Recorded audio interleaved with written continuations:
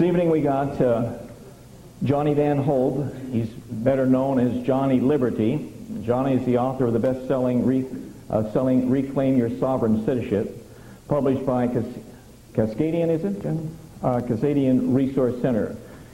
He is a whole system educator, researcher, and network organizer offering a comprehensive and detailed history of law, economics, and policy. He's taught hundreds of seminars across the U.S. of A. for thousands of American citizens from all walks of life. Please join me in welcoming Johnny Liberty. Thank you, Johnny.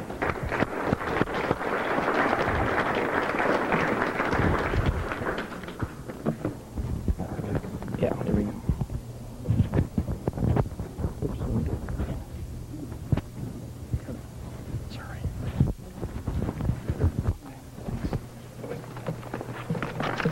Well, thank you, everybody, for coming out tonight for another Granada Forum.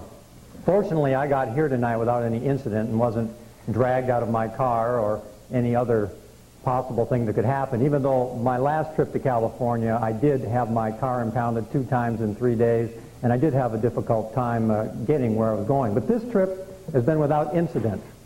So I thank you, Southern California, for allowing me to get here to address you tonight. I hail out of Oregon, and I'm an Oregon state citizen, a sovereign citizen of the Oregon Republic. Thank you.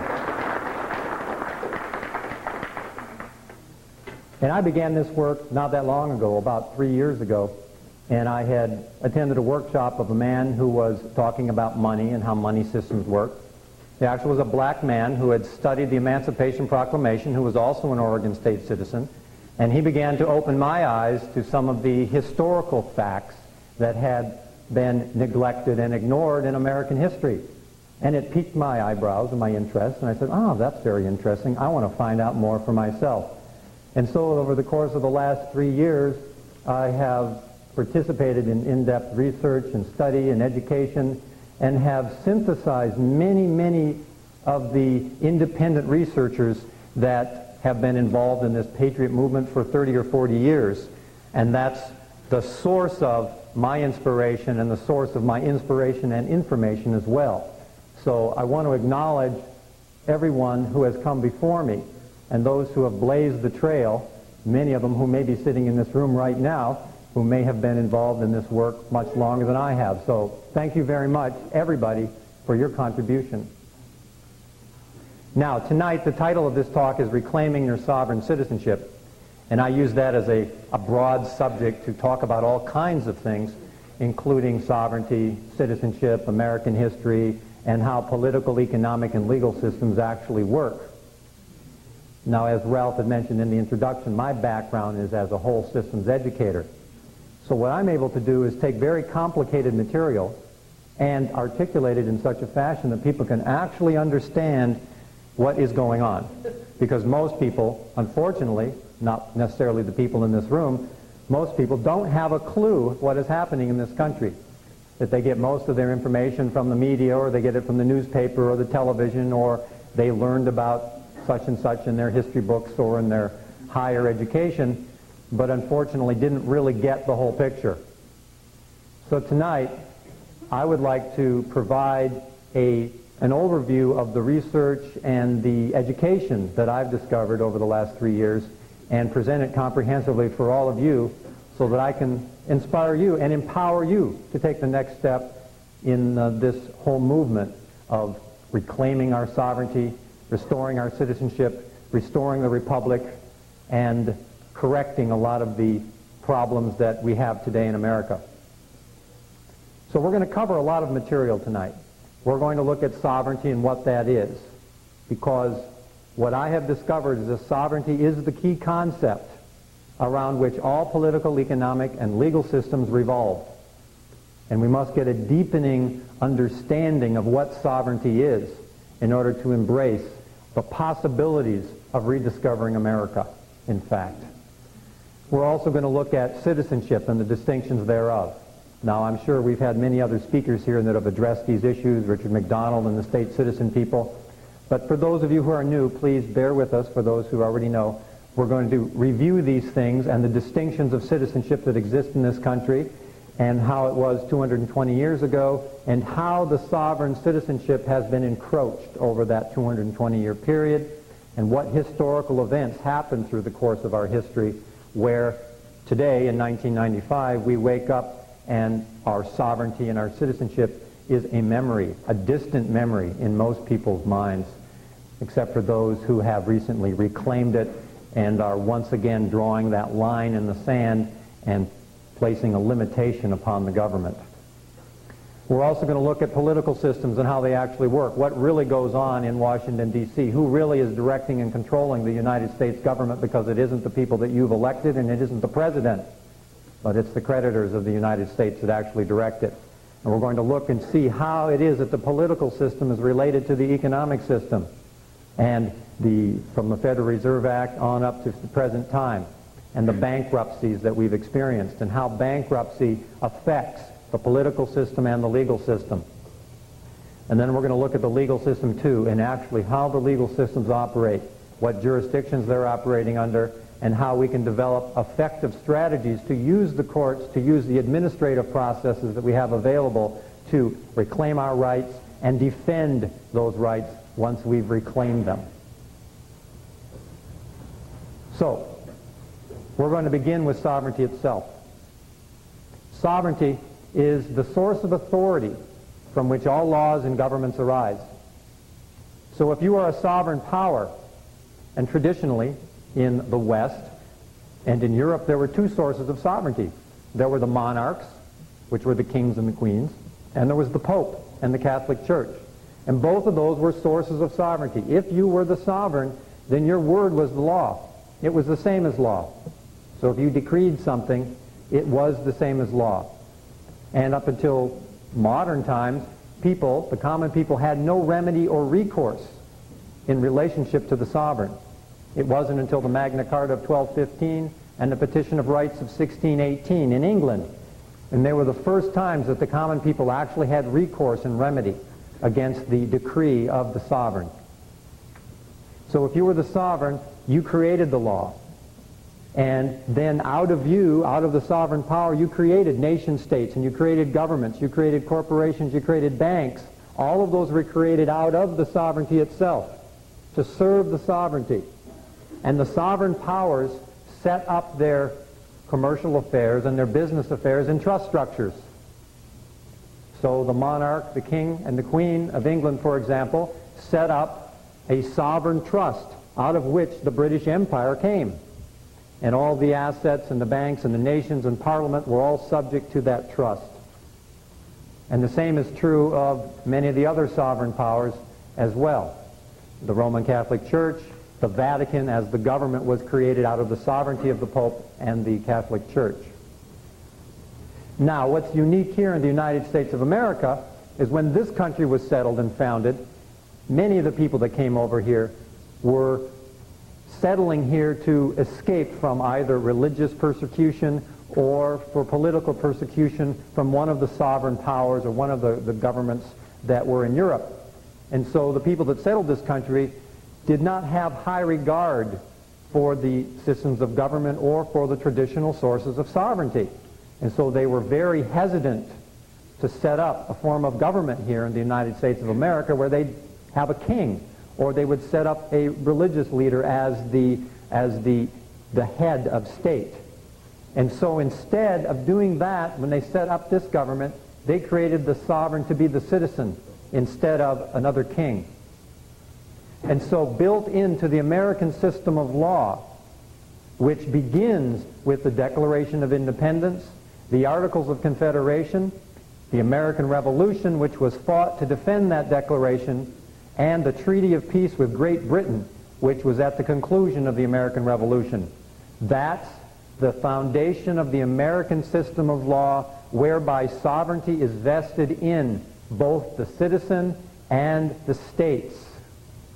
So in order to understand the Constitution, for example, you must understand those instruments first, because the Constitution makes no sense unless you take into consideration that the Constitution was derived from the Declaration of Independence, the Articles of Confederation, and the Treaty of Peace. And so they have to be seen together. But that's where the principles of sovereignty and the principles that were laid out in the Constitution, which set up the United States government and the U.S. corporation, it was created by the Constitution, but from the sovereignty of we the people. We the people are the sovereigns in the constitutional republic by law.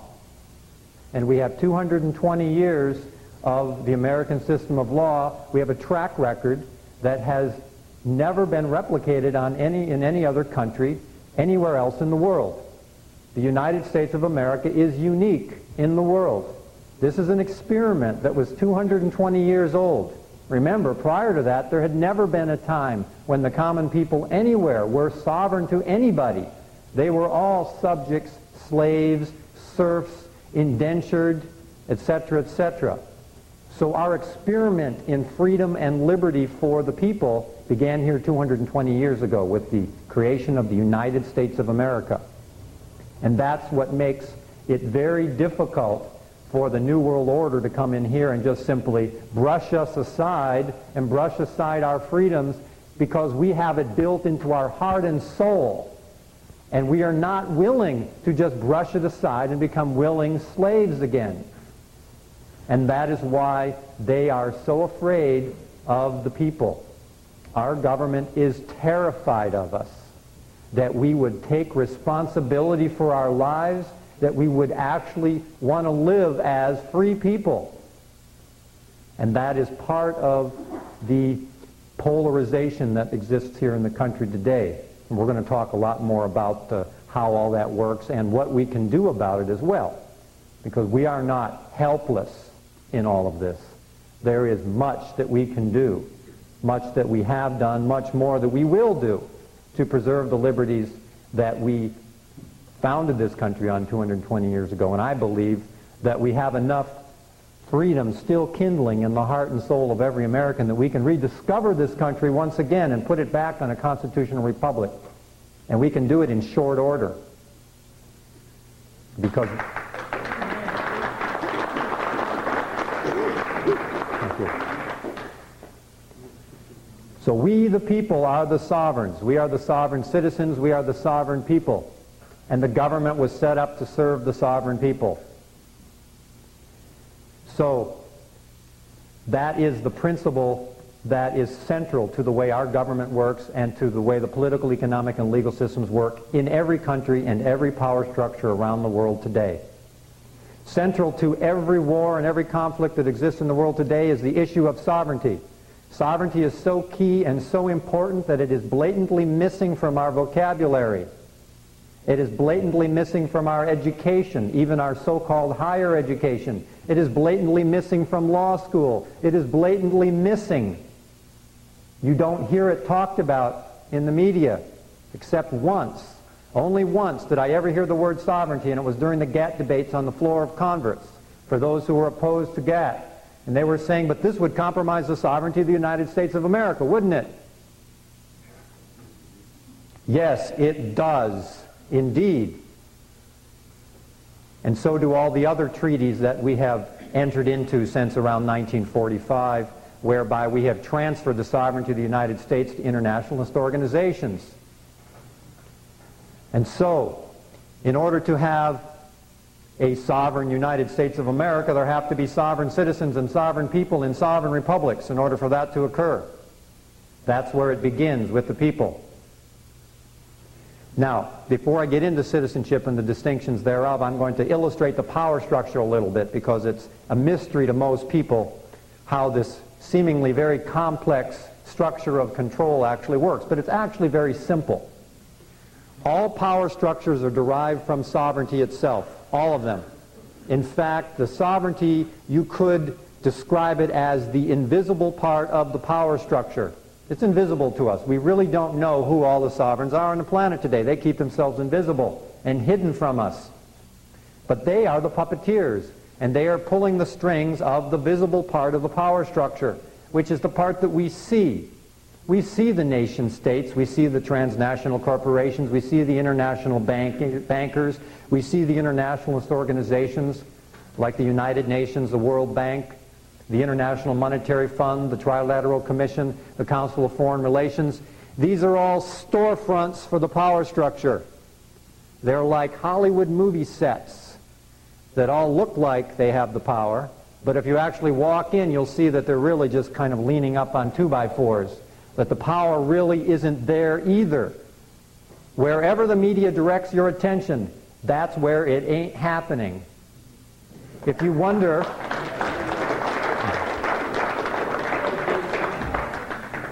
If you wonder why our attention is constantly riveted towards Washington, D.C. and what is Bill Clinton having for lunch today, and when is he getting a haircut, it's because power ain't there. It's somewhere else. And so once you understand that that's how the media distracts us and keeps us from seeing what's true, you have to look in the opposite direction almost to find what's really going on. So instead of focusing all our attention on the visible part of the power structure, where the attention needs to be is on the puppeteers themselves, who are the sovereign powers that are behind the scenes of all the nation states, behind the scenes of all the transnational corporations, behind the scenes of the international bankers. And there is a lineage of sovereign structures that go back thousands of years. There's an excellent scholarly work by Alexander Christopher called Pandora's Box. Some of you may have seen this. It traces the genealogy of the power structure back 3,000 years up to present time to see actually where these sovereign power structures ended up here in 1995. And it's very surprising to find out that most of the people that are truly the sovereigns and the families that are actually behind it, you've never heard them before. You've never even heard their name. They're invisible. So, my estimate is today on the planet there are roughly 40 interlapping power structures in the world today that are the sources of these sovereigns. And they're all fighting with each other and wrestling for larger market share of control over the whole planet and the earth right now, and all of the nation states' economic systems and legal systems as well. They're not all one big happy family all getting together, and chumming up. They're fighting with each other for control too. There's European power structures, American power structures, South American, Chinese, Japanese, Russian, a lot of power structures competing. And so who will prevail, we don't know. The cards aren't all on the table yet, and the chips aren't all counted yet. But nonetheless, the principle is the important part here. It's behind the scenes is where you have to look to find where power actually exists in the world today. And then, once the people reclaim their sovereignty and their sovereign citizenship, then we know who we're dealing with, because we're dealing on an equal par with those same power structures that are out there manipulating, controlling everybody else who has taken on a subject or a slave status. So, that's about all I'm going to say about sovereignty right now. We're going to keep coming back to it because, in conclusion, again, sovereignty is the central concept around which all political, economic, and legal systems revolve. That is the issue. Who is going to be the sovereign? Who is going to prevail? Is it going to be the sovereign powers who are the creditors of this government? Or is it going to be we the people, the sovereigns? Which one are going to prevail? That's the question. We are.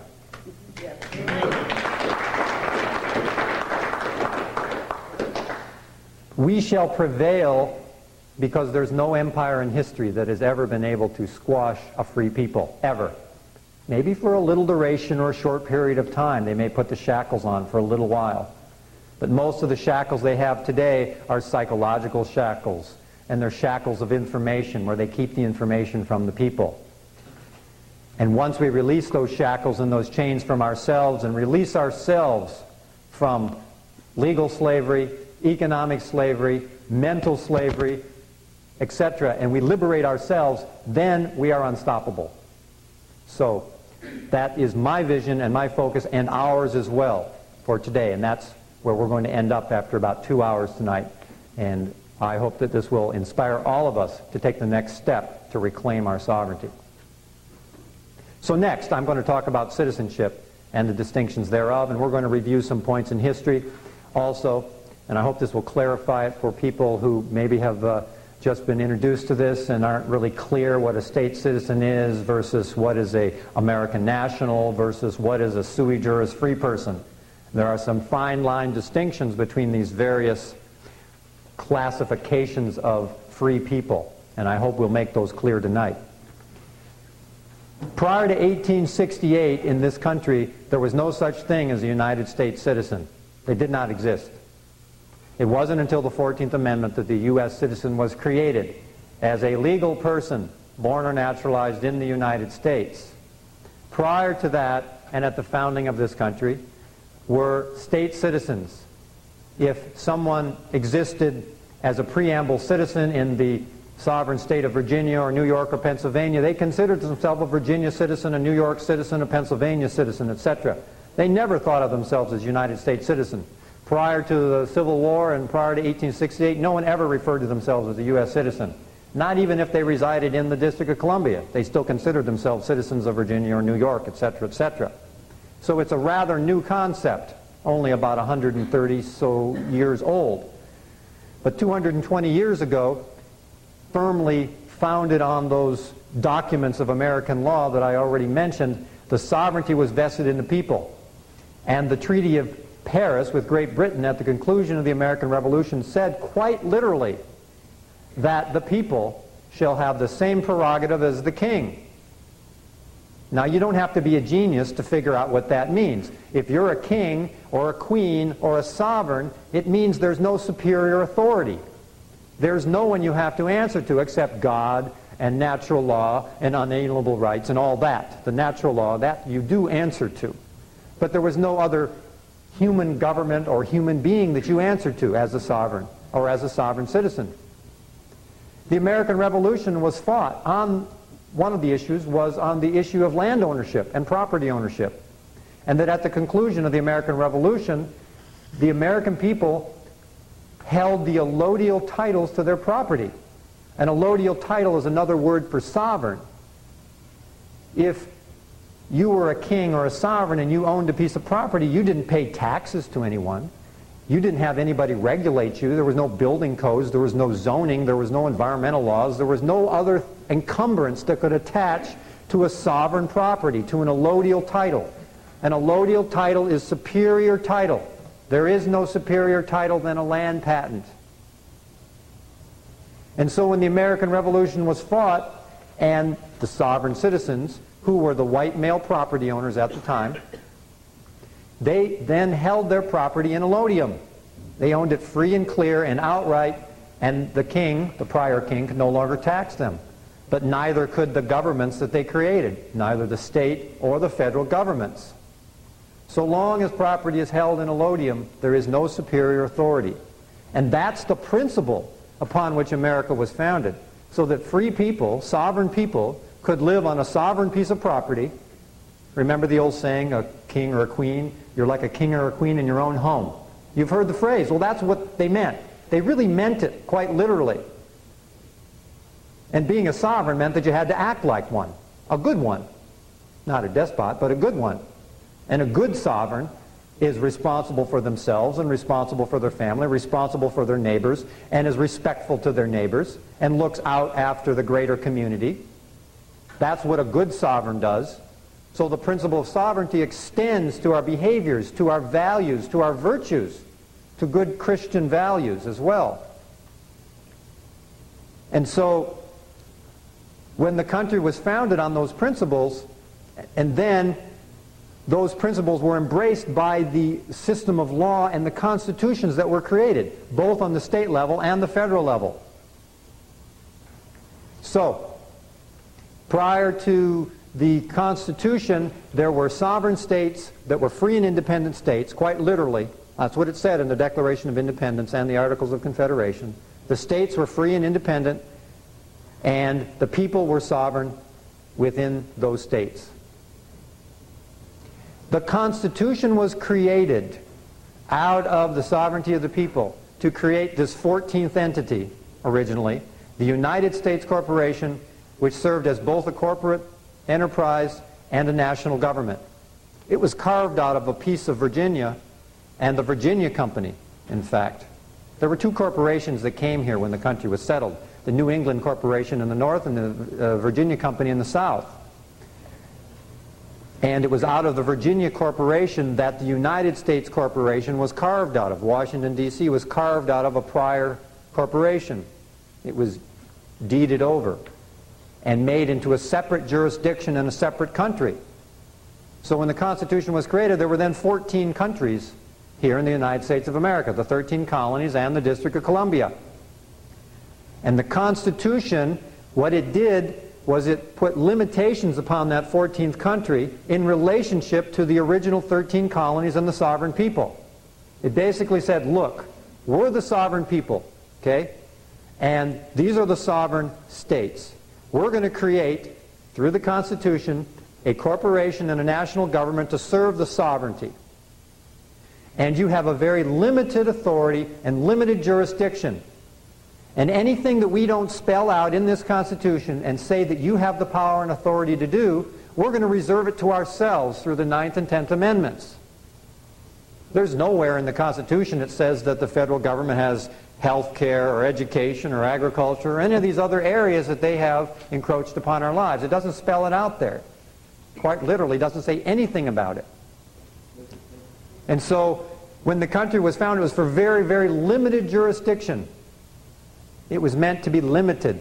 And the Constitution was like a federal employee handbook, instructing the federal government what its job description was, and that it could not go beyond its job description, period.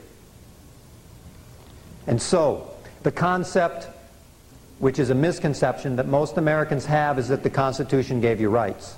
Most people think the Constitution is what gave you rights. That's what they teach in school. They teach you that America started with the Constitution. They barely even talk about the Declaration of Independence anymore. They don't even mention it. They just believe that it started with the government, that the government suddenly is the sovereign power and the people aren't the sovereign power, which isn't true. The Constitution didn't give you any rights. You already had all the rights you could possibly use before the Constitution was created. You had unalienable rights. All the government can possibly give you are civil rights. But what the government can giveth you, the government can taketh away. And so it's not an unalienable right, which is one the government can't give you and can't take away. They're natural law, natural rights, common law. The right to walk, to breathe, to travel, to do commerce. All these derive from the common law. And no government can regulate those. That is a paramount distinction here, very important, between an unalienable right and a civil right. Because a sovereign citizen has unalienable rights, not constitutional rights. The most that a U.S. citizen can have are civil rights, which are rights given by the government. Most people aren't aware that U.S. citizens did not have a right to a trial by jury till 1967. If you're a U.S. citizen, you didn't have a right to a trial by jury till 1967. Well, that's strange. I always thought I had a right to a trial by jury. No, you don't. The sovereign people do. The sovereign people have the unalienable rights under the common law and the Bill of Rights, but the U.S. citizens do not. In fact, the U.S. citizens don't have a Constitution or a Bill of Rights at all. The only ones who have a Constitution and a Bill of Rights are the sovereign citizens. Because again, there's this relationship here. It was the sovereign people that created the Constitution. If there are no sovereign people, there is no Constitution. There is no Bill of Rights. The Bill of Rights is separate from the Constitution. The Constitution is a commercial contract between the states and this corporation. The Bill of Rights was a treaty between the corporation and the sovereign people. If there are no sovereign people, there's no treaty. There's no Bill of Rights. And so all that remains is, for most people, is to pay lip service to the Constitution and the Bill of Rights. And you hear people taunt them all the time, oh, I've got this, I've got that. But really there isn't any, by law.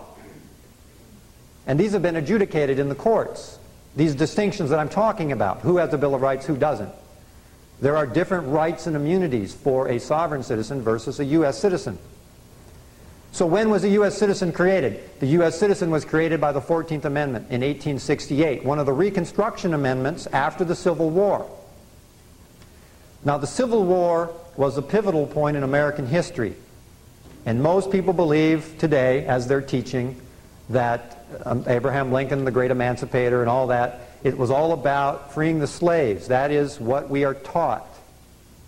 And although the slaves were freed at the conclusion of the Civil War, it was not from some great ideological or moral purpose that they were freed. It was more of an economic sanction to cripple the South than it was some great moral and ethical purpose.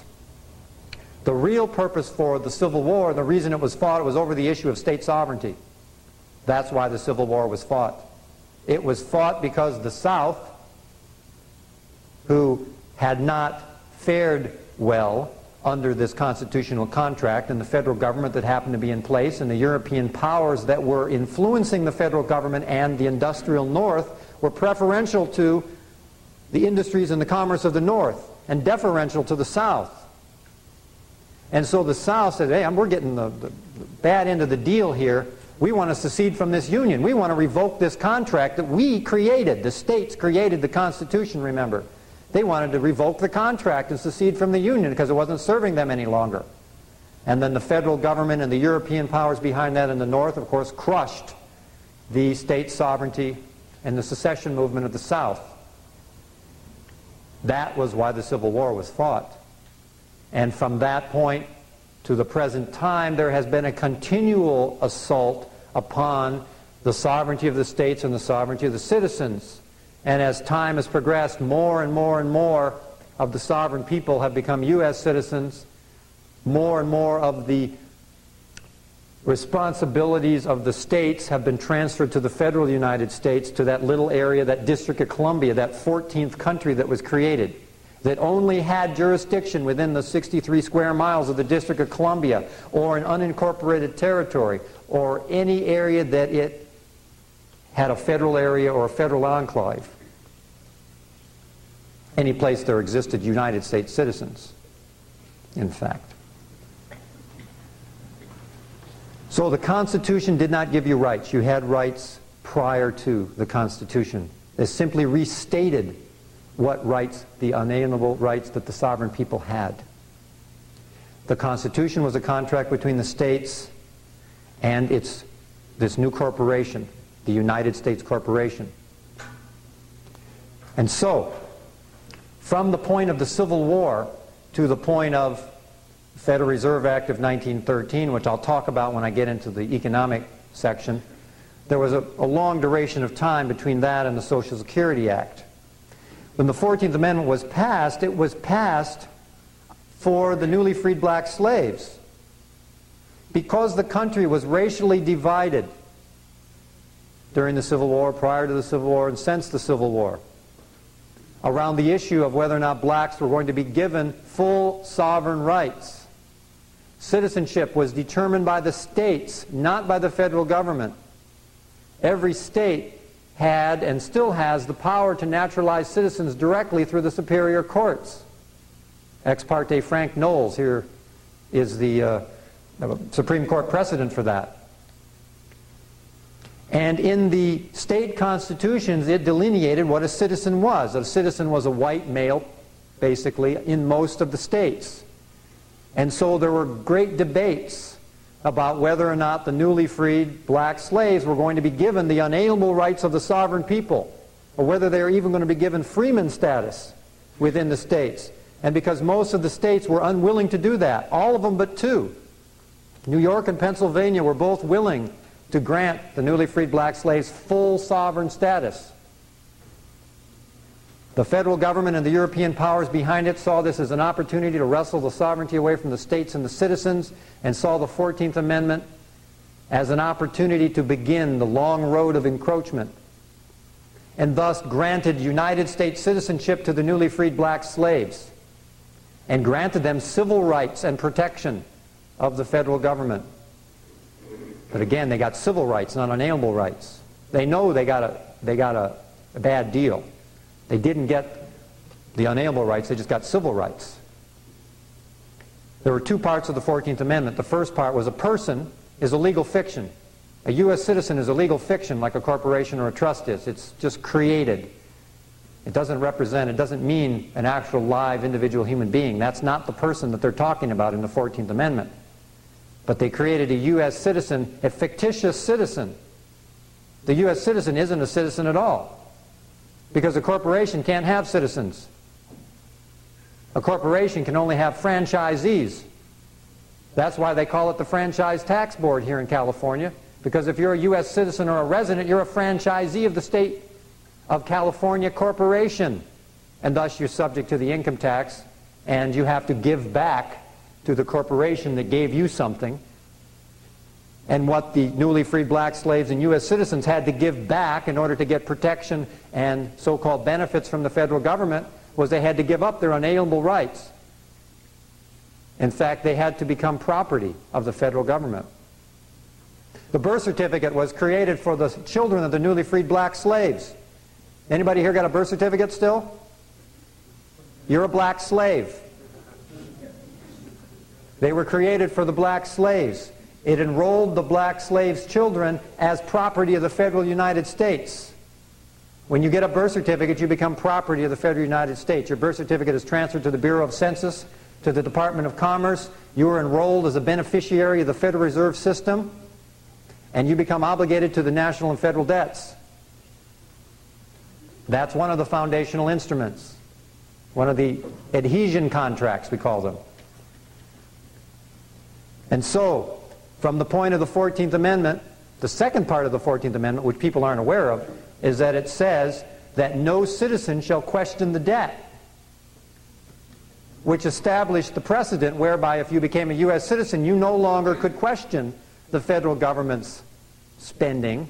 You just became obligated, carte blanche, to whatever shopping spree the federal government was up to.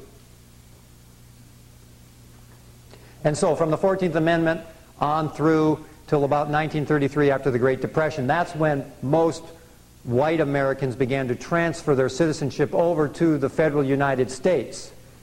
After 3 or 4 years of the hardships of the Great Depression, people were very demoralized. And so when they enrolled in the Social Security system to get a benefit from the government, unknown to them in the SS-5, is that when they asked the simple little question on the form, are you a U.S. citizen, and you checked the box, you just gave up your unalienable rights, you gave up your sovereign citizenship, you gave up your Constitution, you gave up your Bill of Rights, and you gave up your country. All because you didn't know there was a distinction between a sovereign state citizen and a U.S. citizen. And so when you got a Social Security number, that was the beginning of a long road of giving up and waiving your rights and become a subject of the federal government. Driver's licenses, vehicle registrations, marriage licenses, incorporation papers, business licenses are all adhesion contracts. And in each one of those you give up another piece of your rights. And in the end you have nothing. You have no rights, not even to control what you do with your body. They want to tell you what to do with your body. Jimmy Carter transferred all the birth certificates as collateral against the national debt to the international bankers when he was president. They took your birth certificate as a security and a trust instrument that it is, and gave it to the international bankers as collateral so they could borrow more money. So your labor, your effort, your work, all of your life will never belong to you. And so, these are the paramount distinctions of citizenship between the sovereign state citizen and the United States citizen. The United States citizen is a legal fiction, a subject of a corporation, subject to all the laws and rules and regulations and acts of Congresses and executive orders, and to the debt. However unpayable it is, you're subject to it. It's an unpayable debt. Can't be paid. All the lip service about balancing the budget, it cannot be paid. It is unsustainable.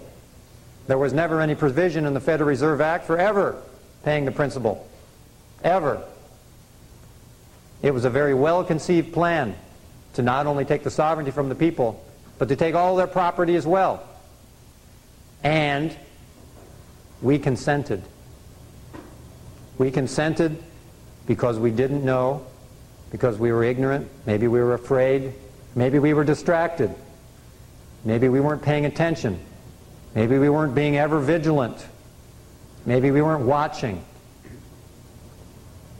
And so, now that we know what has occurred, we can now take steps to remedy that.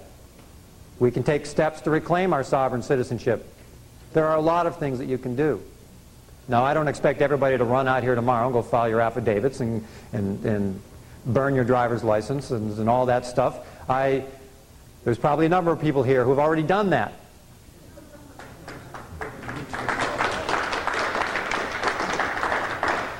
But maybe for those of you who are new to some of this, maybe it'll be the first step on a road and a path back to freedom and back to sovereignty and back to restoring the constitutional republic that we have.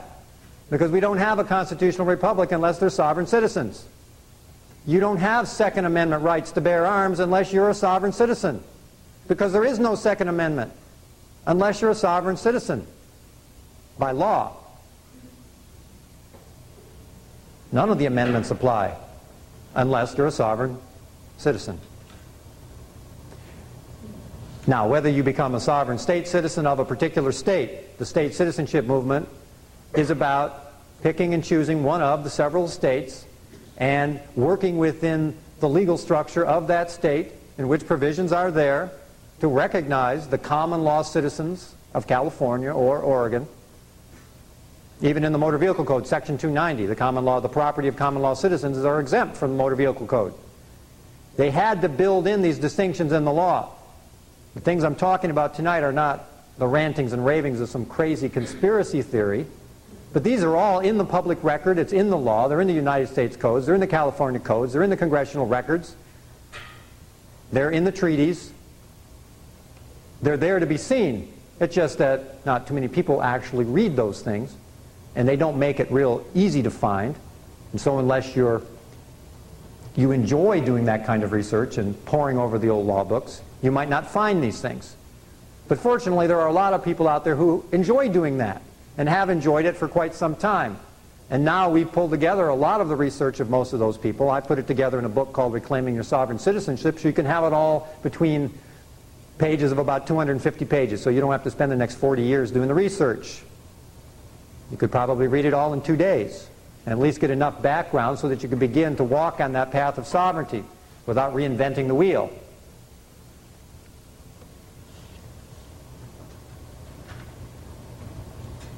So we need to reclaim our sovereign citizenship in order to get our country back. And the state citizenship movement is one of the approaches where you choose one of the states. There's also a classification, I'll call it, called the American National. Now, an American National is one who has not chosen any of the several states in particular, but is in fact a non-resident alien, American National.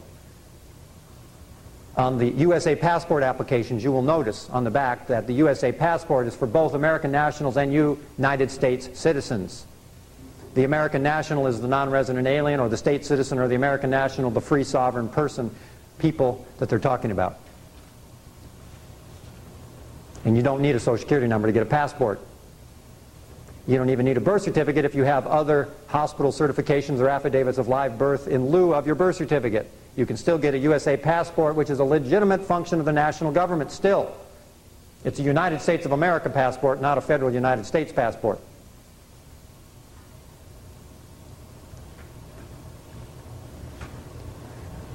So from the Social Security Act on up to present time, people have, through many, many adhesion contracts, given up their sovereign citizenship and become U.S. citizens. And in order to reclaim your sovereign citizenship, the first thing that you need to do is to revoke all the contracts you've entered into with the government whereby you have revoked your rights, your citizenship, etc. And that's why I say not everybody's going to run out of here tomorrow and do it, because you may have to rearrange your affairs a little bit. You may have to do things a little differently. You may have to do business a little bit differently. Now, you'll be able to do business. You'll be able to do everything you can do now, only do it as a free person instead, and a person who has the sovereign powers of a sovereign citizen. But it may take a little time getting adjusted to it and getting used to it. So take your time. Take the time that it takes to study and to learn for yourself and to choose for yourself.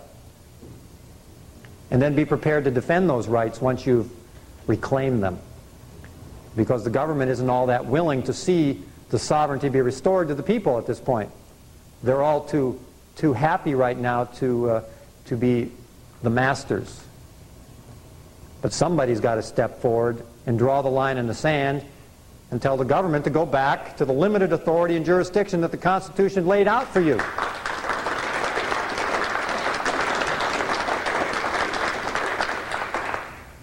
And quite frankly, the more the merrier. If there's only one person on that line, it's going to be a lot harder to hold the line back than if there's 10 million people on that line. And right now, there are anywhere between 500,000 and 1 million people reclaiming their sovereignty in this country, and they are afraid to death of that.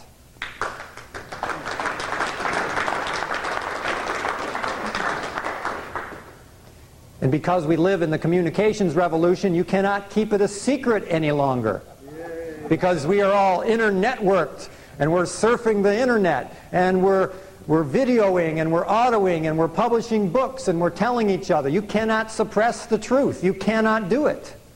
They cannot succeed, though they will try. And they will pass counterterrorism bills, and they'll pass bills till they're blue in the face. But those don't apply to me. The executive orders don't apply to me. Acts of Congress don't apply to me. Unless they're prefixed with an H. If it's prefixed with an H, then they're wearing the hat of the national government. If it's prefixed with an HR, it's for the corporation, which is only for the U.S. citizens. That's the distinction between when your senators and your congressmen are wearing the hat of the national government or wearing the hat of the federal corporation. When they went bankrupt in 1933, they went bankrupt for all the U.S. citizens, not the sovereign citizens. But unfortunately, the sovereign citizens turned in their gold just like everybody else and figured, well, this is the patriotic thing to do. They believed that at that time because they didn't know any better.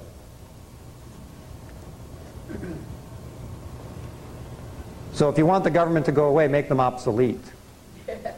And restore the institutions that we do have available, the jural societies, the constitutional republics, those things we have. We have the American system of law right here at our disposal. It's there. They haven't revoked it. They haven't repealed it. They haven't even deleted the sections that they ought to be deleting. But there's too many law books out there, and it'd be pretty hard to rip out all the pages that were pertinent to us. Plus, it's all available on CD-ROM as well. So, don't be afraid to use these tools that we have available here, because this is what we've got going for us. In the last 3 years, I have watched rooms of people where nobody knew what the heck I was talking about. They had never heard any of it before, to rooms full of people that have heard bits and pieces of it, and lots of people who have heard a lot about it, and a lot of people who are taking a lot of action about it. And that's only in the course of a couple years that has happened. I think perhaps for the first time in history that all the pieces of the puzzle are there. We can see the whole thing transparently now. And by the end of this evening, I hope you'll all see it as transparently as I do, and how all these different things relate. The sovereignty, the citizenship, and now we're going to talk about politics, economics, and law, and you're going to see how all those systems relate. And then you're going to see transparently that they only have one agenda. There's only one agenda. It's very simple. They just want to control the world. It's very simple. And they're using every means at their disposal. Political means, economic means, legal means, military means, police means, media, propaganda, deception, distraction, demoralization, terrorism, whatever. And so we have to be better prepared, better educated, develop better strategies than they do. And that's what will make the difference. Strategic planning from a citizen's point of view. And use all the tools that we have available to communicate it broadly. Because the cat's out of the bag. And there's no way they're going to stuff it back in the bag again. There aren't enough concentration camps in this country to suppress it. There are not enough military forces on this entire planet to suppress this country. Look.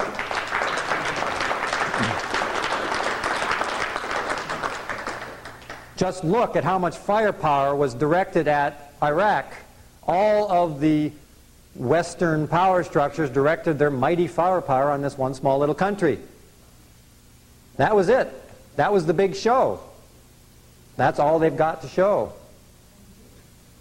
This country is far too decentralized, far too rural, far too independent. They could never take it by military means. The only way they can take it is by psychological warfare and psychological means, where they convince you that you're slaves and you volunteer into it and you consent to it.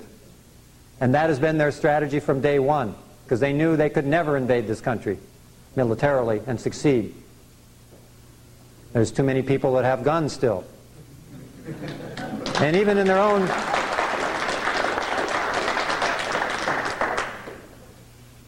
own Gallup poll, which I was surprised at, and Gallup had polled the people here during the aftermath in the wake of the Oklahoma City bombings, that there were 70 million Americans that were willing to take up arms against their government, if necessary, to defend their rights. That's pretty amazing.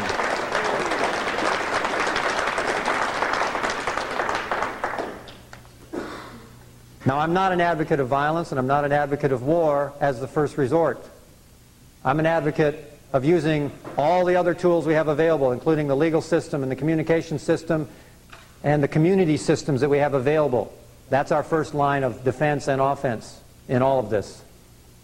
That we might even win this thing without firing a single shot if we develop the strategies that can work in the midst of that. That would be a great revolution. As we all know, in the wake of the Oklahoma City bombing, there's been a lot of talking about and raising of some of the issues, and slanting and distorting of the issues as well. But there is an opportunity here for a forum that didn't exist before. And I commiserate with the tragedy for the victims of the bombing and all the possible scenarios of who done it and how it actually happened, and whether it was an extremist faction of the militia, which I doubt very seriously, whether the federal government bombed it, whether the Japanese bombed it.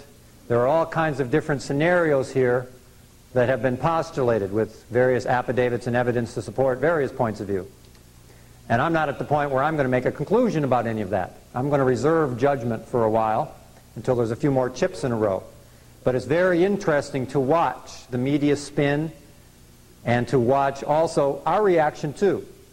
And I suggest that we be considerate in what we take on as fact and what we take on as speculation with regards to it all. Because it doesn't help our cause to speculate falsely and to spread false rumors about things that we really don't have substantial evidence for. Let's wait to see all the evidence, and then we'll bring forth the appropriate indictments. But until that time, it's better to reserve judgment. So, who really holds the power in Washington, D.C.? How do the political systems actually work? It's really very simple. The federal United States is a corporation and a national government both. When the federal government went bankrupt for the first time in 1930, which may be news to some people, but to others it's not news. But the government has been bankrupt 7 times in this century. And every time the federal government goes bankrupt, it has to reorganize. It has to raise the debt ceiling and go begging to the Federal Reserve to borrow some more money to keep the doors of the power structure open a little longer. Otherwise, Congress would be on an indefinite vacation, which might be a good idea. I would pay for a vacation, a permanent vacation for all of Congress for 5 years or so, and then maybe we could reinvent this thing, actually reinvent it, not Bill Clinton's reinventing government plan, but really reinvent it from the citizens' point of view this time, from the sovereign, we the people point of view once again. Who really directs the federal United States are the creditors. This is no great mystery to those who understand the law. Now, if you are a bankrupt company, corporation, or individual, who directs your affairs? Your creditors do. A bankrupt entity no longer has the legal power or authority to direct its own affairs. Every time the federal government went bankrupt, it had to transfer its authority over to its creditors in order to reorganize the assets to resolve the bankruptcy to the satisfaction of the creditors. Otherwise, they would go on permanent vacation. And so it's very easy to see why the elected representatives and the president and all the agencies of government are so beholden to the creditors of the federal United States, who actually direct the government. The secret government that we talk about is, yes, there is a secret government, and there's FEMA, and there's people impersonating presidents. But more than that, it's behind the power structure. The invisible power structure here is pulling the strings of the creditors, who are in fact then directing the United States federal government. If you wonder why NAFTA and GATT were passed with so little debate, it's because it was all smoke and whistles. It had already been decided by those who direct the government that these are the bills that are going to be passed, including the counterterrorism bill and everything that Congress does, except maybe making some ridiculous joint resolution about making something a national holiday for parakeets or something. That, they may, have some power, but not a lot. The real significant bills and the real significant budgets are directed lock, stock, and barrel by the creditors. We either fund them or we don't fund them. It's as simple as that. If you wonder why they're building prisons instead of schools and they had to cut the lunch program, it's because that's the agenda of the creditors of the federal United States. We can afford to build prisons, no problem. We can afford to put 100,000 new revenue agents out on the street, call them police, but what we're really doing is trying to raise some more revenue to keep the government open. We can afford to put a rapid strike force out there. We can afford to bring in 500,000 United Nations troops and build all these concentration camps, but we can't afford money for education, we can't afford money for school lunches or anything else that's really important. So be very clear that it's the creditors of the federal United States, which is the International Monetary Fund, the World Bank, and the sovereign powers behind that are the creditors who are directing it. All of the nation states of the United Nations are bankrupt. It's one of the conditions of membership, by the way, of the United Nations. You have to be a bankrupt country. Otherwise, you can't be subject to being controlled. Now, can you? When you become bankrupt, you transfer your sovereignty, because you stole it from the people, right? You stole your sovereignty from the people in the states, and now you basically hand it over to the creditors to direct the affairs of the nation and the spending policies, etc., etc. So how did all this happen? Well, we'll have to talk a little bit of economics in order to see how this historically happened. Now, as you probably know from reading your Constitution, that Congress has the authority to coin money, which is gold or silver, and that's what a constitutional money system comprises. The Founding Fathers were pretty smart about a number of things, and that was one thing. They knew that as soon as they issued paper money substitutes or created a national banking system, it wouldn't be very long before the international bankers were controlling not only the government but the economic system. And so that's why they put us on a gold standard and made it a constitutional standard. When the Constitution was first created, it was created as an ultra-sovereign canon law trust. All governments, nation states, and sovereign powers operate within trust structures. All of them. We can also operate in trust structures, and we'll talk about trusts in a little bit. But the original ultra-sovereign canon law trust was merged from both the common law of the Constitution and England, but also the canon laws from the Pope. When the ultra-sovereign canon law trust was created in 1776. And we, the people, were the trustees of that trust up until 1913. In 1913, the Federal Reserve Act created a joint stock trust that replaced the ultra-sovereign canon law trust and made we, the international bankers, as the trustees of that trust, and assigned the U.S. citizens as beneficiaries of the trust.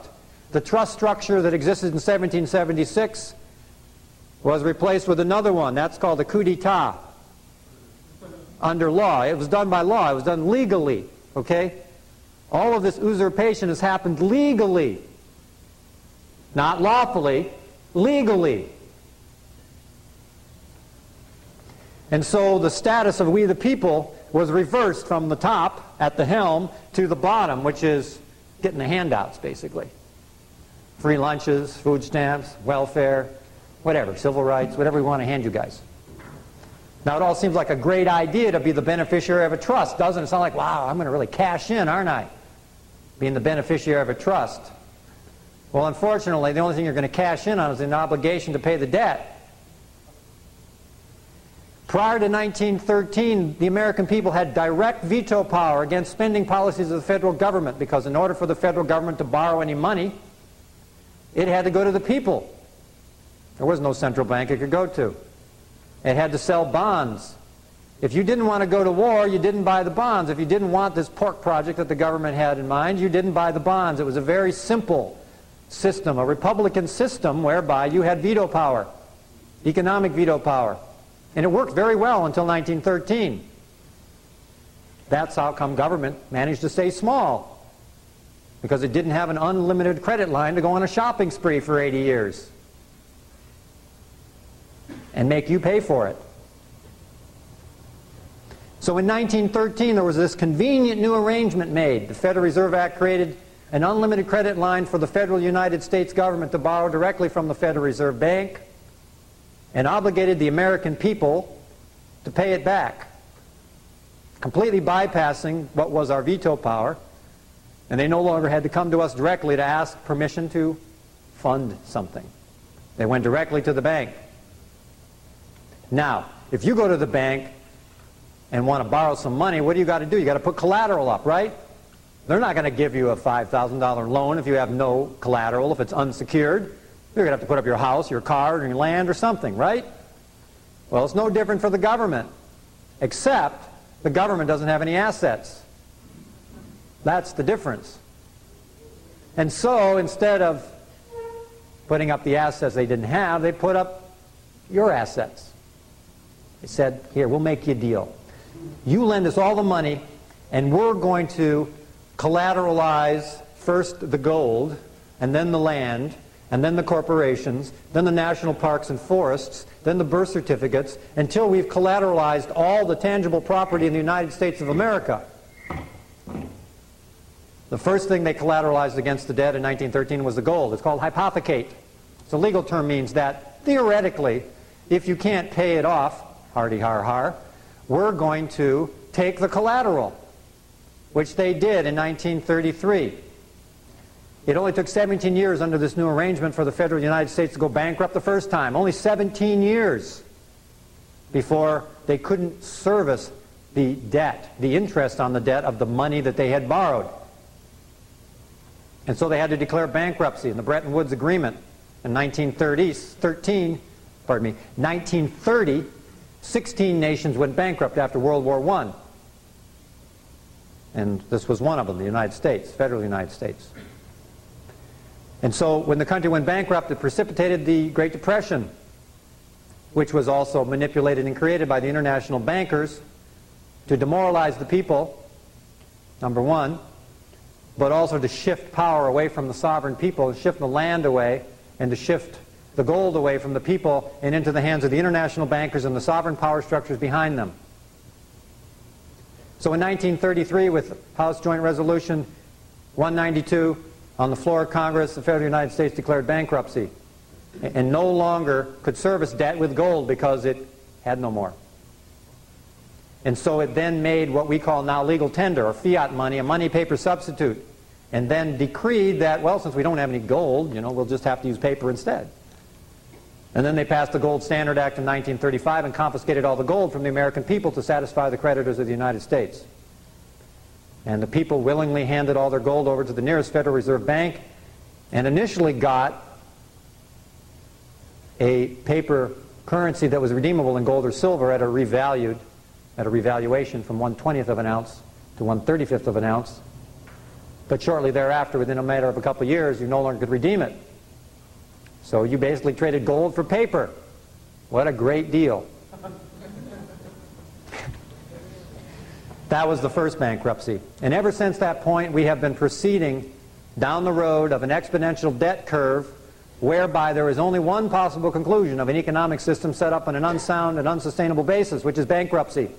Not just for the government, but for all the people as well. And so the federal government went bankrupt, and every time it's gone bankrupt, it's transferred more of the assets of the American people over to the international bankers. and because the American people are not aware of the nature of ownership, the nature of titles, the nature of sovereignty itself, we allowed that to happen. A deed is not title. You do not have title if you have a deed. You can pay your mortgage for 30 years and you will not own your property. You only have a deed. A deed is not a title. A title is the land patent. It's called an allodial title. You lost the allodial title the minute you collateralized your land and borrowed money and put up your land as security against it. It's a condition of every bank contract that the allodial titles reverts to the federal government as a condition of every bank contract and mortgage in this country. But you didn't know that. Go ask the title insurance companies. They know, but they won't tell you. They scream at me and hang up the phone every time I call them and ask them, please tell me about allodial titles. Don't you ever call me again. Because they're engaged in monumental fraud, that's why. Because they've deceived you out of your title. You can get it back by updating your land patent. One of the supplemental books that I offer is on allodial titles and land patents. And there is a process there where you can declare your land patent and rewrite the legal description of the original land patent, file it with the county recorder's office, and it'll put one more line of resistance between you and any foreclosure. It's not absolutely 100% guaranteed because the government doesn't obey the law. Okay? They just make them. So, sometimes they do, sometimes they don't. But the only way they will, ultimately, is if we practice it. If we want to reapply the American system of law, we've got to use it. We've got to dust it off. It just needs to be used. Every day, everywhere you are, everywhere you go, and with every government person you come into contact with, you've got to remind them who you are. I'm not just this, schmuck here in line waiting to sign your form. I am your employer. I am the sovereign people out of which you got your job, and you are subject to the law as well as I am. And make sure you remember that, to tell them that. There is no government immunity in the constitutional republic that we will rediscover in this country. They will be held to the same standard, if not a higher standard of performance than we are, because they are our supposed representatives, and they better well uphold the law. So the allodial title is one way to protect your land. There are other ways, of course, through trust structures and other means. If you have assets, property, multiple properties, rental properties, then an allodial title may not be satisfactory or sufficient. You may need to organize your affairs in a business trust or some other complex trust structure. Common law trusts are offshore. There's a number of options. There's at least 145 different types of trusts. But you've got to think trust, and you've got to think of having the legal protection, the same types of legal protections that the power structure has enjoyed for thousands of years, that you just are beginning to be aware of, that if you want to hold on to the little piece that you have, that you're going to have to start thinking in these terms. Otherwise, someday, the piper will be at the door, and they're going to take away what you have, and you won't have any recourse at that point. It'll be more difficult, let's put it that way. So every time the federal government has gone bankrupt, it's transferred more of the assets. In 1995, the international bankers own it all. There isn't any land in this country, there's no national parks and forests, there's no birth certificates, no corporations that are not owned lock, stock, and barrel by the international bankers. The titles are owned. They've been transferred as collateral to the international bankers, these stocks and bonds and securities and all of that. So let's talk a little bit about the nature of the currency system, because this will help to clarify why it is that we're going bankrupt, and we are bankrupt. It's because of the nature of the currency itself. This is not a constitutional money. This is only paper, by the way. It's just paper. And it is created by the banks out of thin air. When you write a check and there's no money in the bank, you get a bounce check fee. When the banks write a check and there's no money in the bank, they call it a loan. That's the difference between us and the banks. okay? And so there's roughly $7 trillion of electronic money floating around out there right now. Electronic deposit accounting ledger pieces, that's all these are. This is only for accounting purposes only. This isn't money. It's not an asset. It's a debt. It is only a convenient way of depositing or writing negotiable instruments on these electronic, fictitious paper money systems. What's the evidence you don't think it's money? What's that? If you don't think it's money, what's the evidence? Here, you can have it. They won't give it to me, will you? Sure I will. A whole bunch of them? Now you're getting greedy. That's right. Now let's watch our greed here. It has buying power, maybe temporarily, but it has a fluctuating buying power depending on its value, and its value is determined by the international bankers, depending on the interest rates, the velocity of the currency, the strength of the economy, the productivity of the people, its relationship to other currencies and other economies. That was a mouthful. Well, I'm trying to make a very long story short, and I only have a limited amount of time. Every dollar in circulation, of which there's right now 1 trillion FRNs in circulation, 1 trillion of them. There's $7 trillion in electronic money, 1 trillion in the actual currency, of which 650 billion are offshore, and there's only 350 billion FRNs in circulation within the United States of America.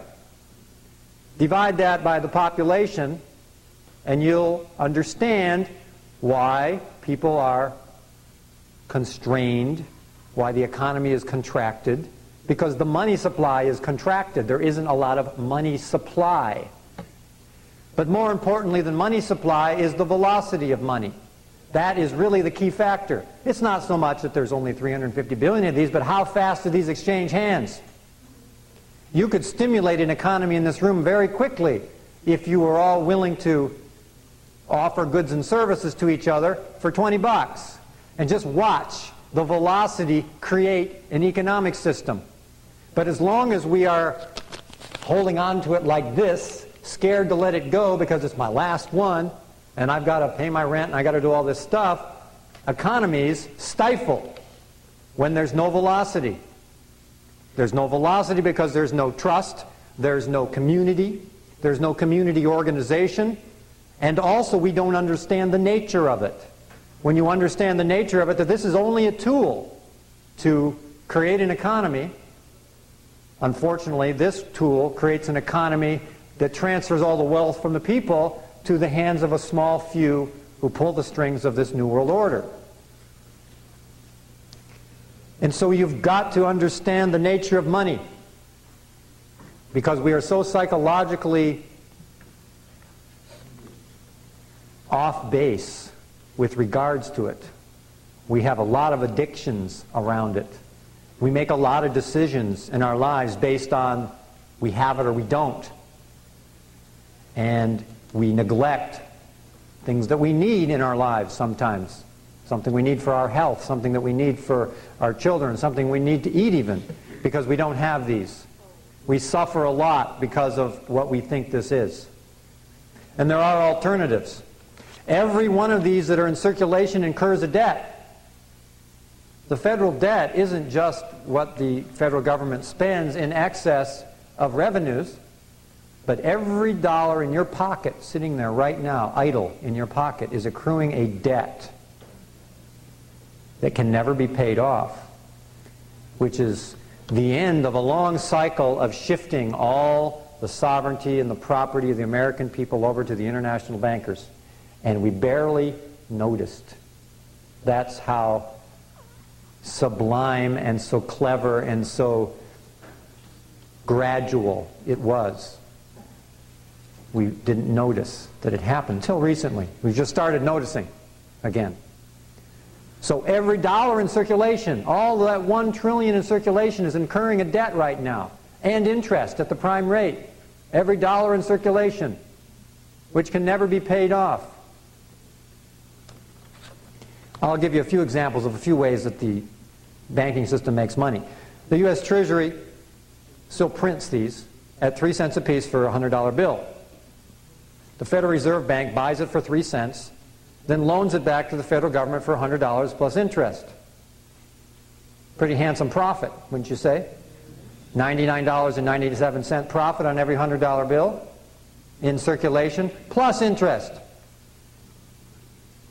Well, if I had a scam going like that, it wouldn't take very long for me to have all of your property either.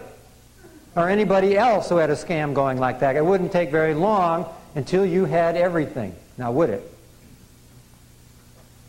That's only one way that the banks make money. The other way that they make money is through the fractional reserve banking system, which is that when you deposit a $100 bill in a bank, the bank only has to keep a certain percentage of that on reserve. It used to be 20%, then it was 10%, and now it's like 3% right now. So, which that means if you deposit a $100 bill in the bank only has to keep $3 in the drawer in case you come back for it. The other $97, it instantly loans out at prevailing rates of interest and speculates on derivatives and speculates on real estate and buys all kinds of things. That's pretty good leverage, wouldn't you say? I think we should all create our own bank. I think we need to create our own bank. First, you set up a community trust structure, and then you appoint everybody as a managing director of a trust. You set up a trust account for everybody. Everybody pools all this together. You buy gold and silver with it. You invest it, and you pay dividends back to everybody in the community. That's how we could run an economic system and completely bypass the federal government and the international bankers. Every community could do that. Every church could do that. Every organization could do that. Every family could do that. And watch the wealth start shifting back into your hands again instead of into the hands of those who really don't care about your wealth. The New World Order has no concern for your money, really. They just want power and control. That's all they want. Because they're scared and insecure.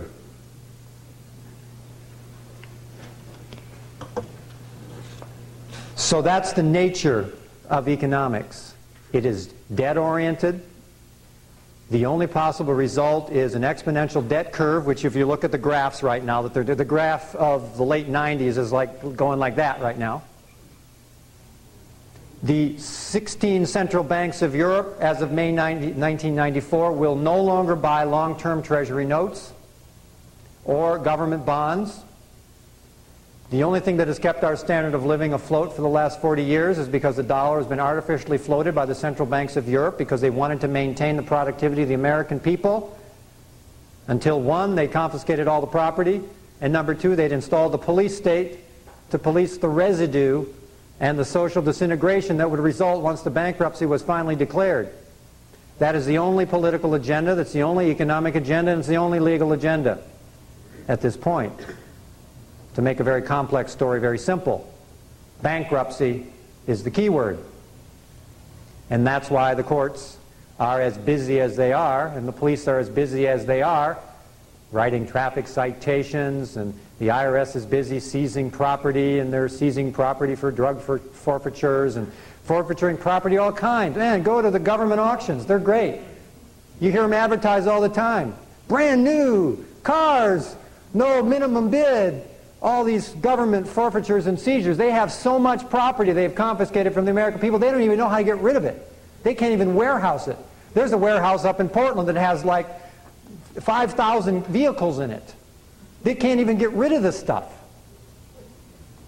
But it's really all they're doing is they're shuffling the titles around, the securities. They're trying to keep the doors of government open at every level. And since they passed the impounding codes here recently in California, and I know because I've had my vehicle impounded twice in 2 days when I came down my last trip. I have the inside scoop on dealing with impounds here. Welcome to California. I was within 5 miles of the border. I was impounded. Welcome to California. Well, because I'm one of those nutcases that was driving around without license plates or without driver's licenses, and I had flags waving out the back of my window saying, "Come and get me."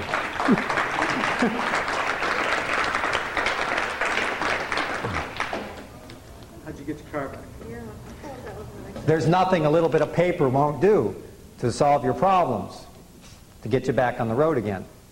But in the meanwhile, I have plenty of grist for the mill in my right to travel cases in Oregon and California, and the Title 42 lawsuits that are forthcoming, and the administrative procedures which we are perfecting, and the admiralty cross claims and the maritime procedures that we're developing in the court systems are all so that we can basically draw the line in the sand again and try to reestablish what was once our right to travel.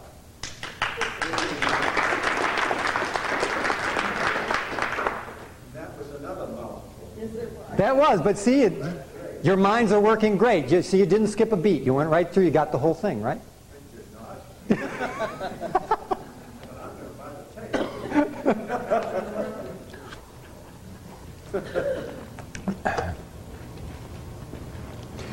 I could go off on a lot of tangents, and I try to hold to my subject here. Otherwise, we'll be talking about my right to travel case and jail and all that stuff, which isn't as much fun to talk about as the stuff we're talking about now. So Come back again. I'll come back again, and we'll talk about those things.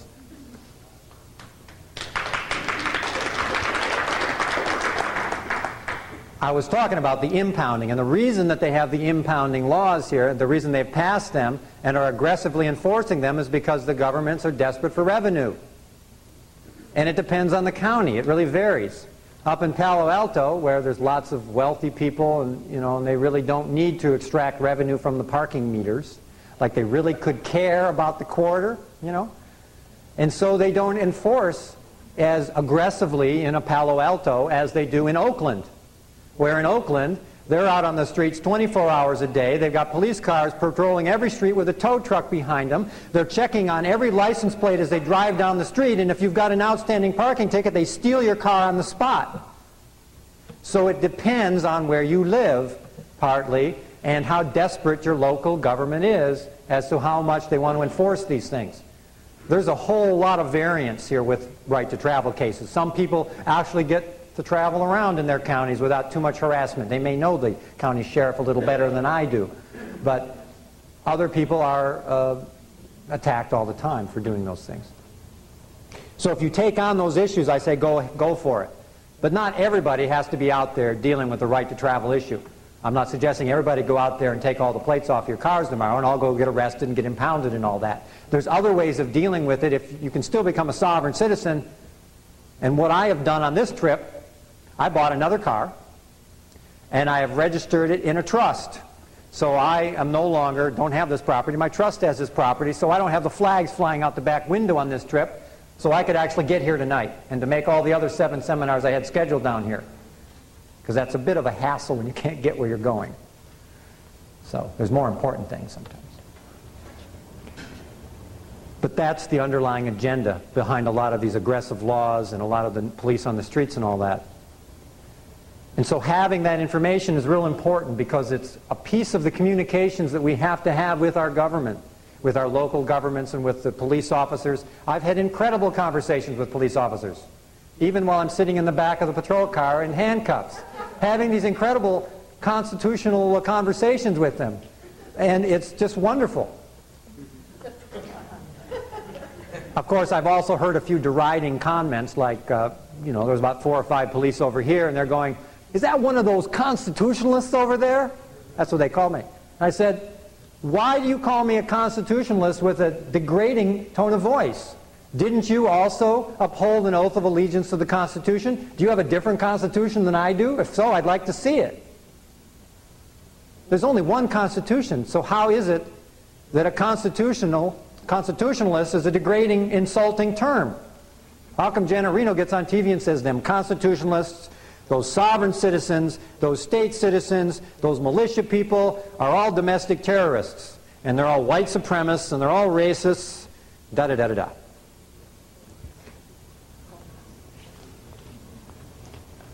I don't want to be all thrown in that big pot, you see.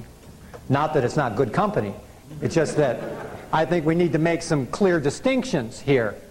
That, yeah, this isn't, a recruiting group for the militia. This is a forum where people can freely express what's on their minds. I mean, after all, freedom of speech and all that. And regardless of whatever your point of view might be, regardless of what your politics may be, whether it's left or right. I happen to presently believe that left or right is irrelevant. That it makes no difference.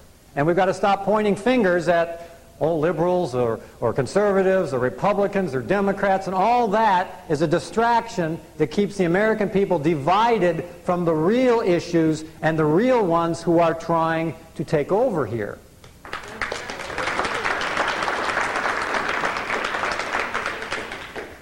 And I find that to be a healthy sign that in the lectures and in the workshops that I do, that it is not a homogeneous group, that there are all kinds of Americans coming to these groups, and people who genuinely disagree with each other. And that's fine.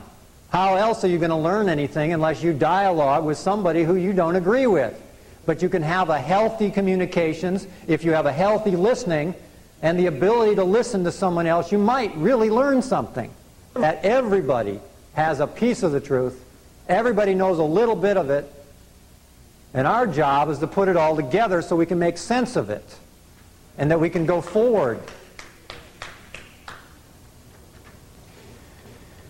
So that's about all I need to say about the economic system. We've looked at the political system. We know that it's linked into the bankruptcy. We know the foreign powers are directing it, and the creditors of the federal United States. The economic system is a debt-oriented system. It is bankrupt financially, morally, and politically. We need to reinvent another economic system, and you can do that. We've done that up in the Northwest and a number of other places. There's a little book back there called the Cascadia Hour. We actually created our own money system, you see. We figured, well, if these are short and everybody's kind of clawing around trying to get enough of them, we'd create our own money system, which is what we did. We created what we call the Cascadia Hour. We just paid some paper up just like the Federal Reserve did. Only this time we called it a Cascadia Hour, which has a $10 equivalency, and we can use this within our community to buy goods and services as supplemental to this. It doesn't completely replace this, because yeah, some things, I can't go to the gas station and take those right now, but there's other things in the community that people do take. And all we had to do is print some currency. We granted it into circulation 5 hours per person, and they paid $5 or $10 into this little fund. Then we printed up a directory of all the people that were willing to accept and spend it. And then you could go shopping in the directory and use this instead of this. And you got an economy going. People didn't realize... Thank you. People forgot, unless there's some of us who are old enough to remember the Great Depression. I don't know. Is there anybody here old enough to remember? Okay. Do you remember local scripts? Do you remember that there was, in this country, over 1,000 local scripts created during the Great Depression? Communities got together and created some kind of money system because there was no more of these. Does anybody remember? And some of them were backed by sheepskin, some were backed by wheat, some were backed by nothing at all except each other. And that's what kept the infrastructure together while the rest of the system was busy off there trying to figure out how they were going to take our property and bankrupt us all. But the people are very adaptive, and I think we'll be adaptive again. I think we're going to find the time is coming when these are going to continually shrink, if not disappear altogether, into either some credit, debit, computer type system, or simply just be devalued to the point where the buying power is so little that you can't get what you need with them. That they'll follow the pace of the peso, the root of the peso. And I believe this will happen in short time, that the dollar is going to free fall. Remember, the central banks aren't going to float the value of the currency anymore. They already decided they will not buy Treasury securities anymore. It means that the US dollar has to compete on the international currency market with all the other currencies out there. And the true value of a currency is related to the true productivity of the nation. So if we're all busy at war here and all fighting each other and we're all sitting at our desk pushing paper around and we're not really producing anything, the value of this is going to go down to its true market value, which could be 10 cents on the dollar. And it could just go down to just You've heard the old story. You have to get a whole bushel basket full of $20 bills to buy a loaf of bread. I mean, that isn't unusual. The average life of a currency on the planet is 7 years of a paper inflatable currency.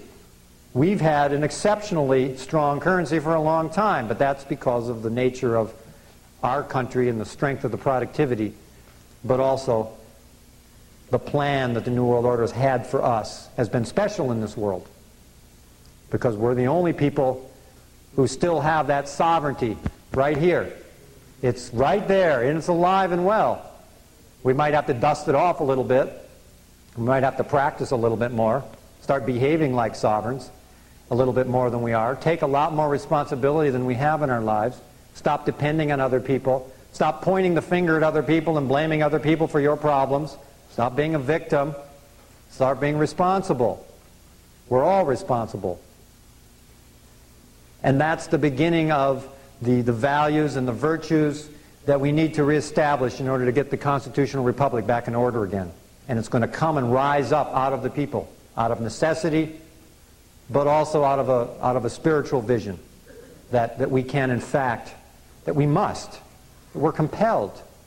We're compelled by what is right, by what is true, and by the natural law and by God's law to do so. So just briefly, how's our time getting here? We got about 10 minutes? Okay, we're perfect then. Perfect timing. I've got to talk a little bit about the legal system because I have not said a lot about it, but as you'll see, it relates perfectly and correlates to the political system and also the economic system. When the country went bankrupt the first time, we went off of the common law. Prior to 1938, all the law that was practiced was common law, which is constitutional law, which was case law, which meant common law meant you had due process, jury trials. As long as there were sovereign people and there was common law and there was a valid money system, the republic was in order.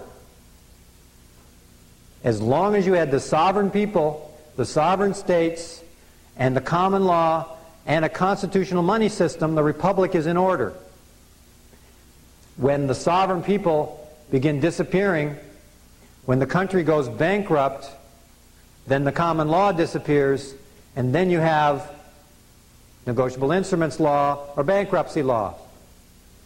Ever since 1938, we've been dealing in the Uniform Commercial Code, negotiable instruments law, law of the law merchant, the international law of the high seas, and the law of the creditor is admiralty. Admiralty jurisdiction, maritime procedure. The sovereigns do not exist on the land. They exist on the sea, in between nation states, in legal structures that exist under admiralty and maritime. All the power structures that are sovereign do not have allegiance to nation states. The nation states are their servants. They are created as ships of state to execute the sovereignty. The sovereign powers have always used the admiralty jurisdiction and maritime procedures to execute their procedures. That is the only thing going on in the courts today. All issues of traffic, revenue, and insurance are admiralty. And in an admiralty proceeding, which most people don't understand because they can't conceive of it, they think that, one, we still have a Constitution and a Bill of Rights, and it's the law of the land, and we have common law, and we have rights, and we have due process, and there's actually procedures here that follow the constitutional standards. There are none. Remember, there is no Constitution or Bill of Rights without the sovereign people. There is no common law in a bankrupt country. There's only admiralty law. In 1933, when the country went bankrupt, it declared a perpetual state of national emergency, which was bankruptcy. We have been in a perpetual state of national emergency since 1933. There have been 470 consecutive states of emergency without a breath for the constitutional republic. to breathe. One executive order after another. Also, in a perpetual state of national emergency, the Constitution is suspended as well. And so what is being executed in the legal systems today under admiralty jurisdiction and maritime procedures? When you get a traffic citation, it is a maritime procedure. When they are impounding your property, it is a maritime procedure. When they have forfeited your land, it is a maritime procedure. But they don't tell you that. They play games and they pretend with you. The second they seize your property, they've executed an admiralty claim.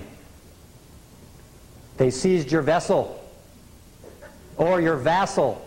A vassal is a slave. You'll look on the California registration, you'll see the registration is for vessels. All of your property is a vessel, whether it's on land or on sea. And an admiralty proceeding is initiated at the moment that they seize your vessel or your body, which is their property, and a vessel as well, when they arrest you. In an admiralty proceeding, you cannot challenge jurisdiction. Jurisdiction is assumed the second they confiscate the property. Then what the courts do is they shift from admiralty to equity, without telling you. And now they perform under a quasi-contract. Because in an admiralty contract, if it was an admiralty jurisdiction, there would have to be a signed international contract in force. But they know there isn't one with your name on it. But there is one with the name of the Federal United States on it. And since you're a subject of the Federal United States, the Federal United States is subject to its creditors. The creditors are the insurance underwriters of the debt of the Federal United States, executing an admiralty claim in the court systems. Your accuser is the International Monetary Fund for a simple traffic citation. And who is the proctor? The proctor in an admiralty proceeding is the U.S. attorney. In fact, all the attorneys are proctors, acting on behalf of the creditors. In a bankruptcy, the Secretary of the Treasurer is a receiver in a bankruptcy who is also the governor of the International Monetary Fund. The U.S. Attorney General, Janet Reno, is not a U.S. citizen, and neither is the Secretary of the Treasurer. They both expatriated in 1948 when they joined Interpol, the International Police Organization, by treaty. And they transferred their allegiance to the International Police Organization.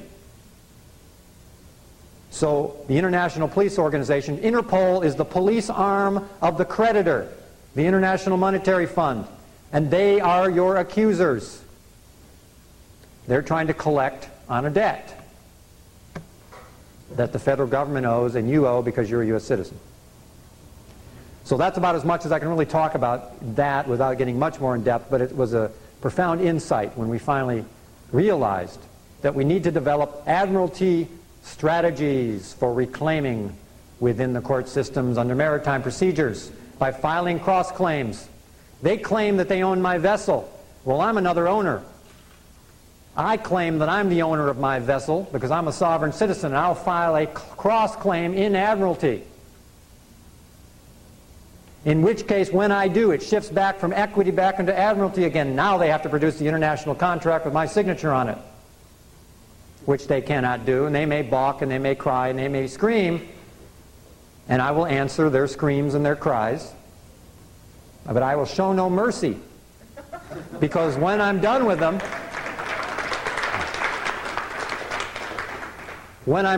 I will file a cross libel, which will then shift it from an admiralty to a common law. And a cross libel will then be directed individually at everyone involved in the fraud, from the judges and the attorneys and all of them. And then the First Judiciary Act and what's called savings to suitors. The savings to suitors clause of the First Judiciary Act of 1789 then comes into effect. And these are being developed now as a higher level strategy to get accountability in the courts. And that's what we're working on now. So next time I come back, I'll report on how we did on the cases that we're proceeding. And I think our time is probably about up, and I want to thank everybody for coming out tonight.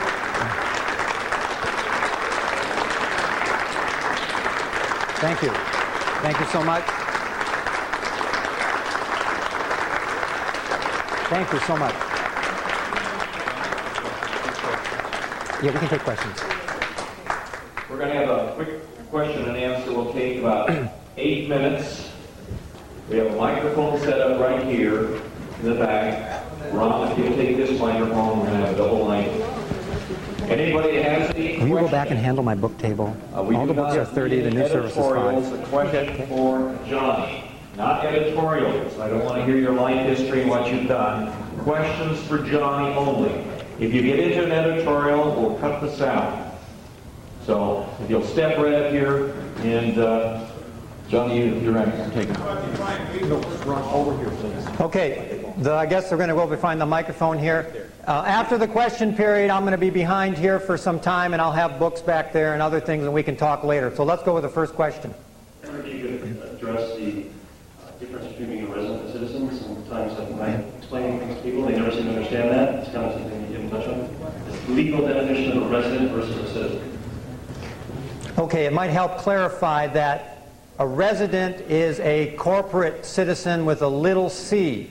What you are as a sovereign citizen with a big C is you are domiciled in a state, or you are an inhabitant, a free inhabitant of that state. That's how you refer to yourself and make the distinction clear. A resident is a corporate citizen, by definition. How do you know if, like I bought my own property and built my house on it, how do I know if it's, what do you call it, a low deal in my name, or it's owned by the state? You can assume that it is owned and controlled by the state if you have a deed and haven't updated the land patent.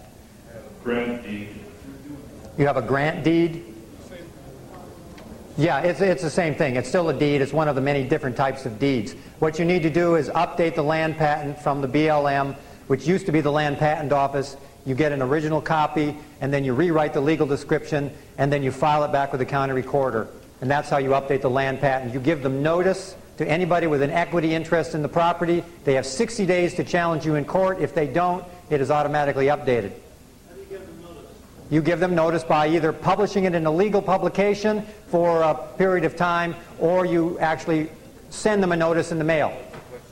During the Civil War, it was very confusing. What the prince, one of the Prince of England, who was the son of the King of England, was with the Southern Army, the Confederate Army, the Rebel Army.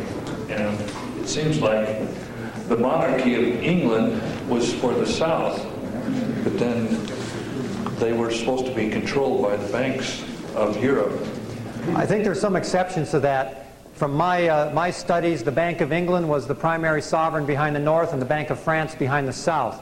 Now, there might have been some personal family differences going on. Yeah, they helped us in the Revolution, too. Right. Yeah, so. If you've gotten a passport 8 or 10 years ago, and you made the mistake of filling out with a social security number or making other mistakes, if you go down and get a new passport, can that be corrected from any errors you may have made in the past? Or is that a record there that stays forever? There is no record that stays forever. Anything that is done under mistake or error or under fraud or under misrepresentation or not full disclosure, you can revoke. And so if you've made a mistake in the past and entered into contracts that you really didn't understand the implications, you can revoke them.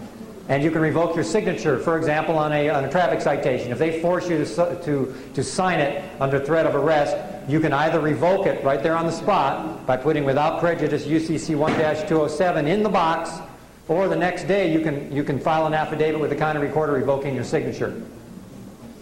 I'd like to know what suggestions you have as to what's important, most important, in your opinion, for us to do at this time, personally on a small level and then a bigger level also.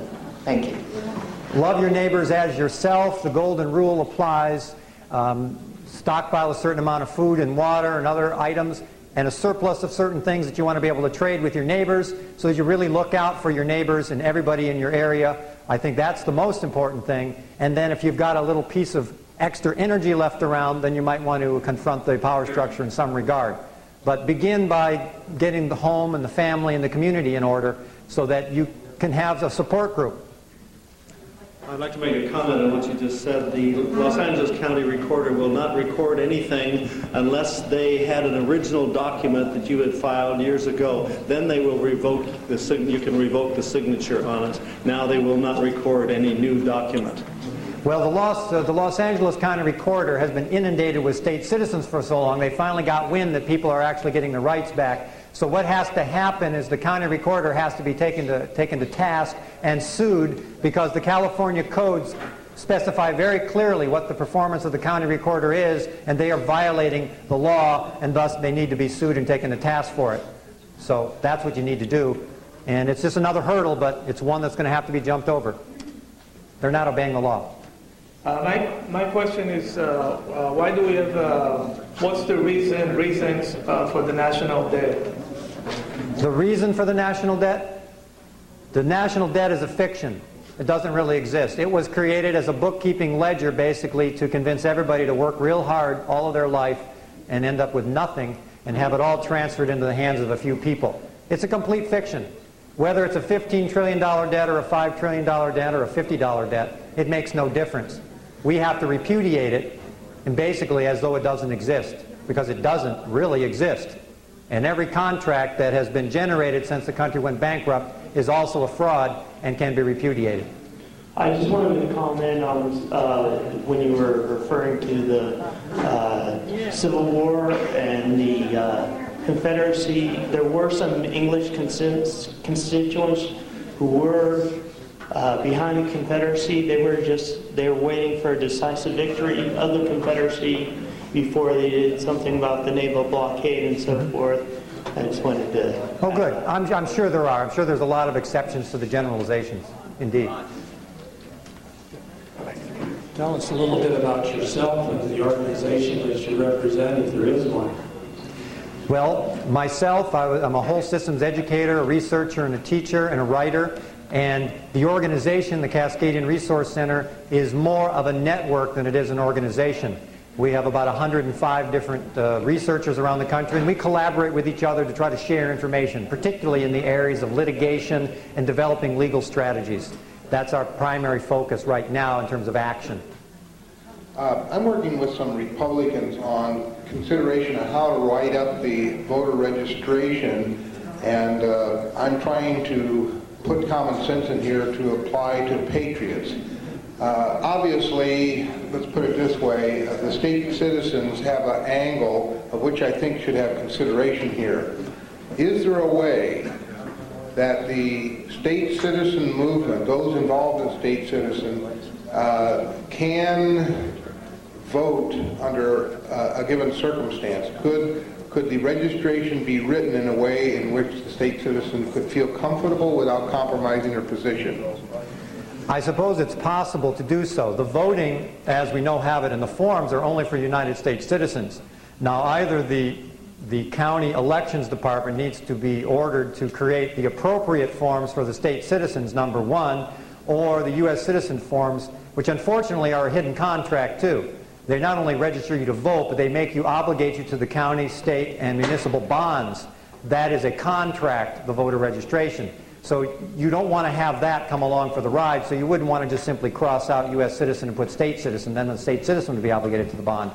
So either you've got to get the proper form work, or the state citizens need to re-inhabit the Electoral College, which was there as a check and balance against the popular vote. That's where state citizens actually were. The sovereign people were the Electoral Colleges at one point, and they had veto power over the popular vote. Now, I need actual black and white proposal for the for wording on a registration for voting that those who are out of the system for various means would feel comfortable in signing. So I'm open for suggestions, because I'm making suggestions myself. I'm doing thinking. So if anybody has anything to offer in that area, it would be appreciated. Thank you so much. Give Johnny a big hand on that.